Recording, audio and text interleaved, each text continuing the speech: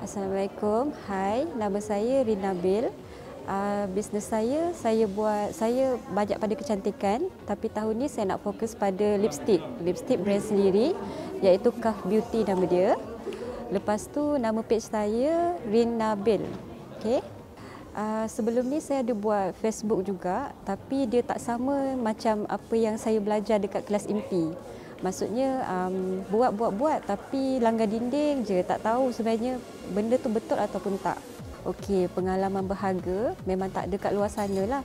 First kali sifu dia memang mengajar, memang betul-betul dia mengajar. Maksudnya bukan macam orang lain, dia mengajar tapi kita tak rasa. Dengan Sifu Najib, kita rasa kita macam ada connection dengan dia, kita senang faham. Lepas tu, yang saya paling belajar yang betul-betul terkesan, sebelum ni kerja sales je. Tapi bila masuk kelas ni, rupanya dia ada step by step.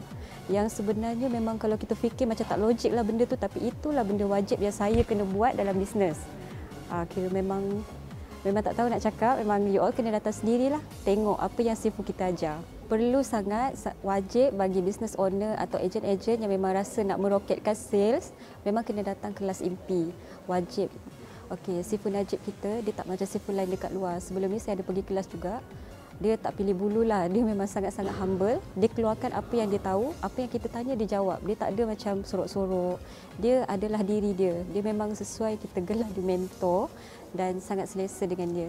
Okey, bagi yang sales dia so like ada dua, kena datang kelas ni juga untuk meroketkan sales dan menaikkan likes. Macam saya nak share sikit, sebelum saya pergi kelas memang zero lah. Saya masuk kelas ni, kira tak ada like. So masuk kelas ni, tadi saya check like saya dah daripada zero, dia dah naik kepada 2,100 dalam masa 3 hari je.